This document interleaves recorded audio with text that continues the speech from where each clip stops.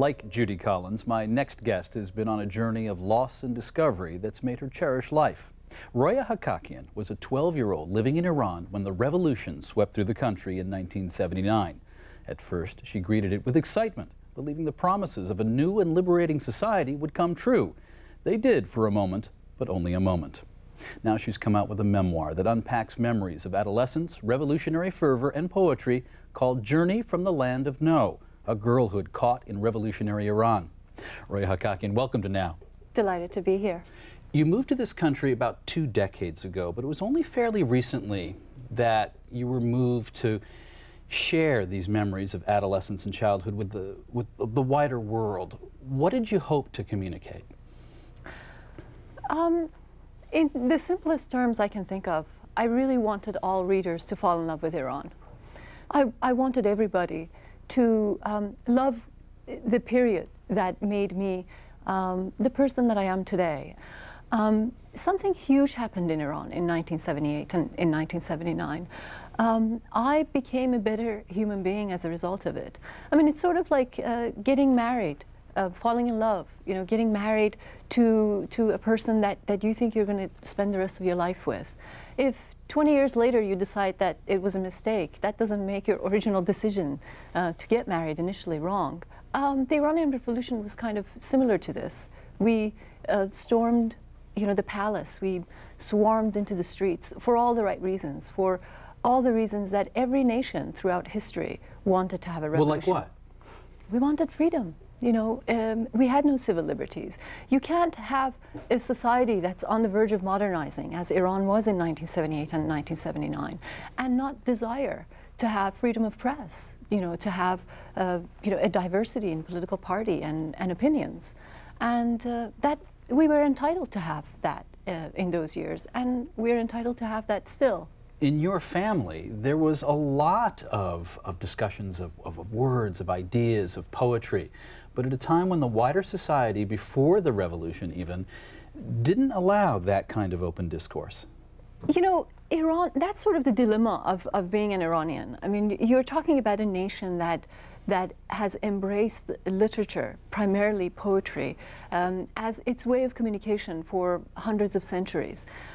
If you get close to an Iranian, the first thing that is going to happen if they really love you and if they begin to embrace you is that they're either going to compose a poem in your honor or they're going to read some to you. This is how we communicate as a nation. What has always been really fascinating about Iran is that we have become accustomed to this life of codes and obscurity, that there has been very few moments in history where we have had freedom. Poetry could help there, because poetry can sometimes be read as a code and be read in many different ways. Sure. I mean, you refer to the time of the Shah, and because those codes had been so profoundly established during his time, that they then came back and said, from this point forward, we're going to slash red rose from poetry, that no poet was allowed to use the, you know... the phrase red rose? Phrase red rose. Because? Because people had come to understand it as an allusion to possibly, you know, leftist aspirations and, you know, communism, and, you know, dark night was supposed to be a symbol of dictatorship, whereas morning or dawn, you know, was supposed to carry with itself the idea of freedom. So here's a culture that has really established its way of communicating through, you know, these allusions and therefore, you know, poetry. So the revolution happens, and for a while, is it what it's cracked up to be? Absolutely. In what way? First of all, it was the most hopeful time that I had ever witnessed in Tehran. We had all cast away our selfishness as individuals to embrace a bigger idea, which was the collective society.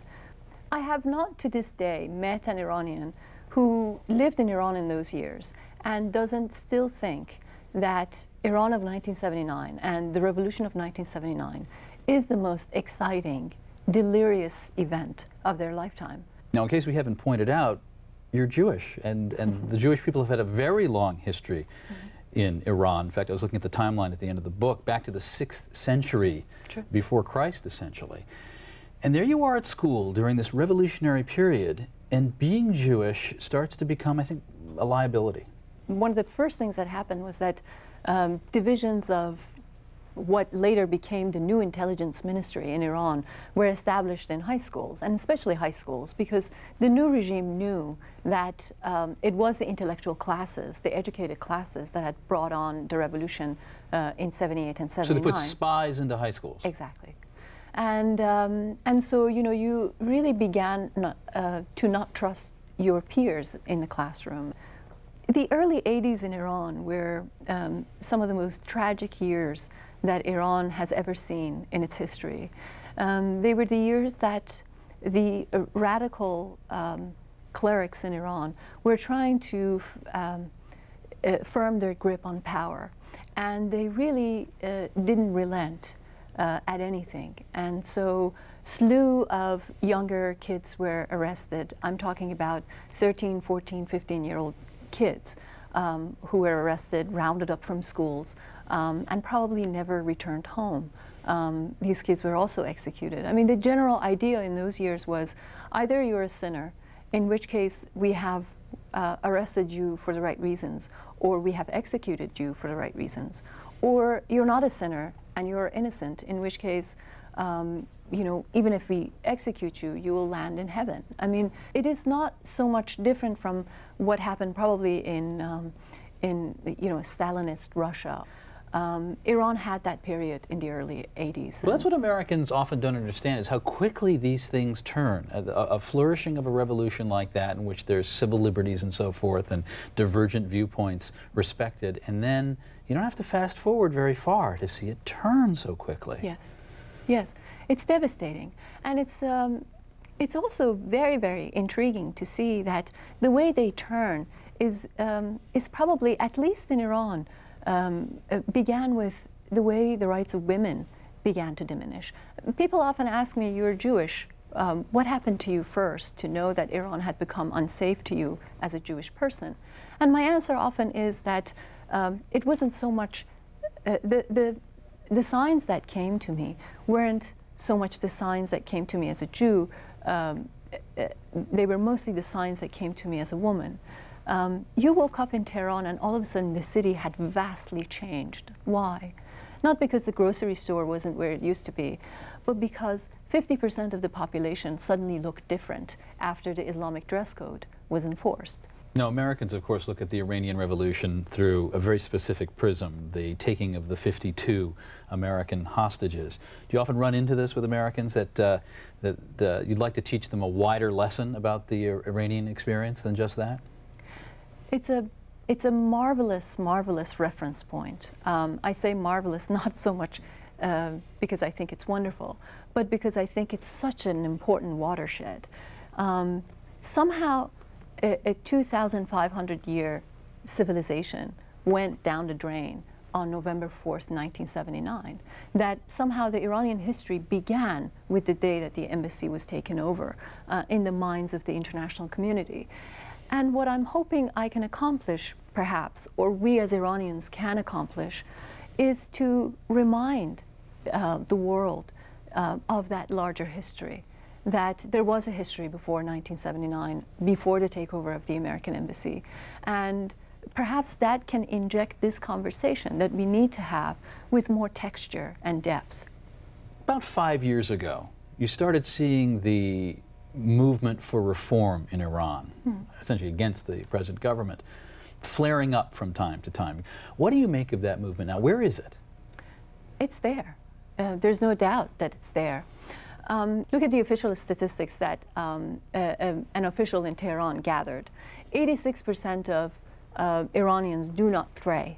I mean, you're talking about a government that wanted to create a generation that would take the lead and would be indoctrinated by its ideology. Certainly they've failed at that. But the secular impulse still holds.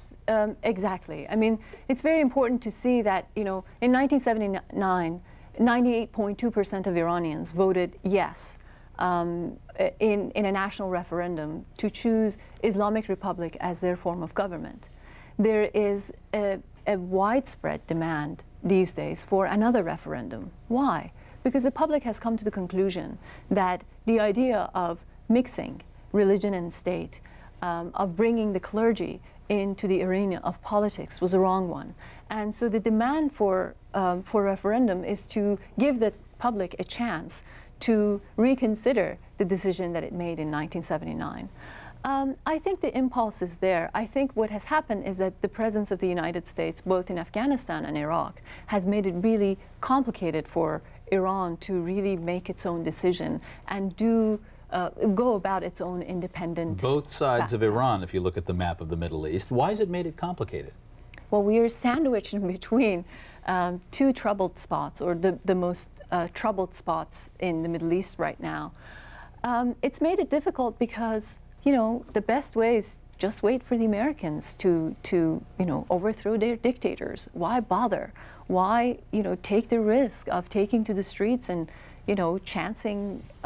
risking their lives for something that the American military may very well do for them? But they want the kind of mess that is coming in from the pictures we see from Iraq. I mean, they must be rethinking that given the disruption and instability that's clearly going on there. I certainly hope so, but I'm not certain that people are thinking that far. Because if you are suffering on a daily basis, if you are living in a country where once you leave your home, you're told, how to cover your hair and, how long or short your sleeves must be, whether or not you're allowed to, hold your wife's hand on the street or not, whether your kids can mix together and go to a party, drink what they want or not. If you're facing these questions, which shouldn't be questions in a civil society on a daily basis, I'm not sure you manage to keep that foresight to say, what happens 3 months after we're occupied. You think that, if these people go, that's the best thing that could happen. Roya's book, The Journey from the Land of No. Roya Hakakian, thank you very much. It was a pleasure to talk to you.